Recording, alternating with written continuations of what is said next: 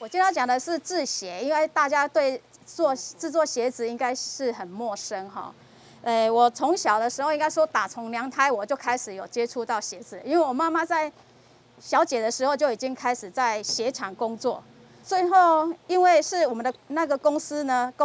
转型到外销，要制作外销的鞋子，所以我们国内的鞋子就比较没有在生产。然后我妈妈他们就回来自己开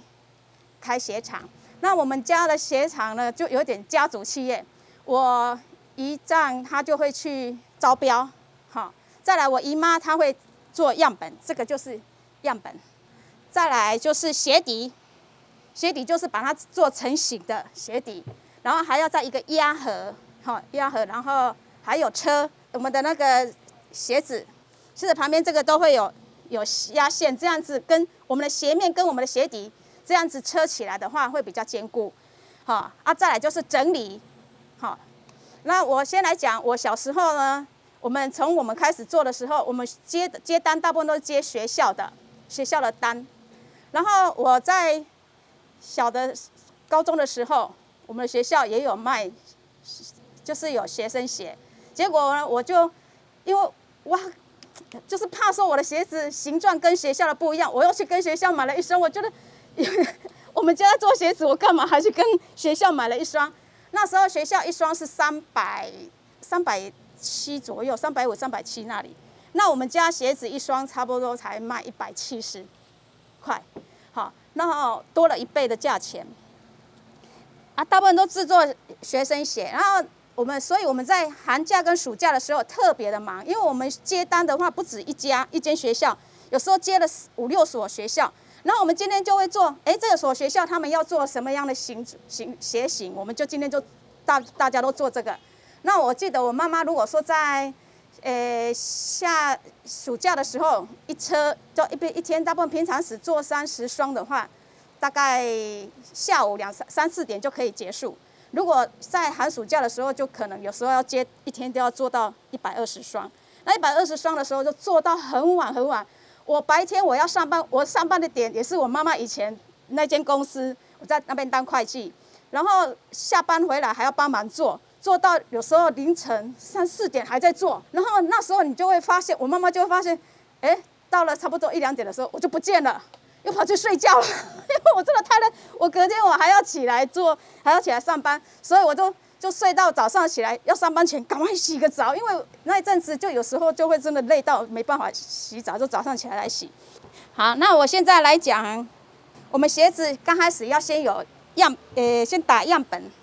先把鞋子的形状先把它画出来，像这样你们就应该看得出来，这就是一边，然后2边把它画出来之后，先车起来就是一双这样子的。那你们有没有看到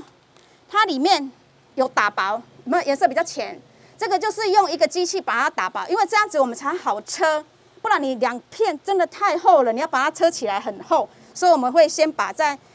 车缝的地方会先把它先把它磨薄一点，这个就是我们所谓的鞋舌。好，我们现在鞋子都有鞋舌，打洞的话呢，就是用那个阿多美打洞之后呢，再来把它车起来。然后你看，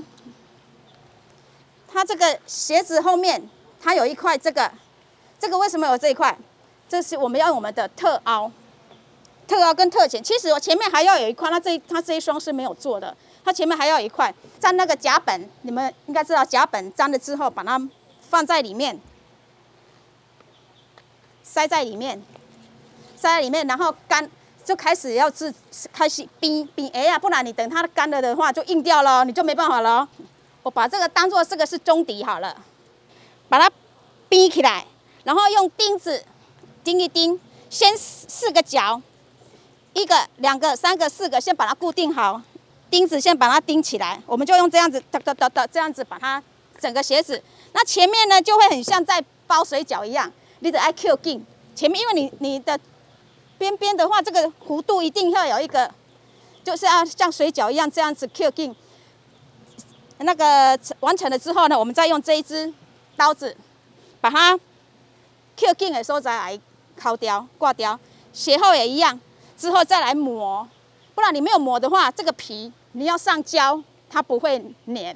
所以我们之后还要再先磨，还是要再用那个先把它软化之后，再用上胶强力胶。这个做完之后呢，我们就开始去把它磨合之后上胶。上胶完了之后，我们就最主要就是要把鞋底跟我们的这个把它压平，这个就是压平的，这不压合的动作。可是最后其实我们家是比较最后没用这个了，就用机器了，直接就把它压下去，它就会成型。那不能够说马上抹强力胶你就把它装那个蒸起来哦，这样子哈，一微凉，要等个差不多20分至30分才可以把它粘合，好，不然它还是会就是因为拔丝一样，拔丝就等于就没有效果了。比如说这个就是成型了嘛，成型之后，我们这一根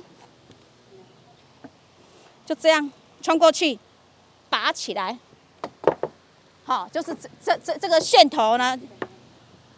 就把它弄出来了，好。当然行，这个楦头就是你要看你的鞋子要什么型，像这个有一点尖头，有的像我们这个就是平头。大部分我们做学生鞋，大部分都是做稍微这种头比较多，因为学生比较好走路啦，再来，干了这个完了之后呢，我们就要再来做整理。整理呢，就是会有一块像橡皮擦一样。如果说你有胶，你就要把它撸，就像我们在那个用那个橡皮擦一样，就是把它那个胶给推掉哈。然后再来呢，就用喷那个亮油。那个亮油就是我们有亮的油跟那个一点黑色的油漆，然后这样喷上去，整双鞋子就亮的。然后我的制鞋的过程说完了。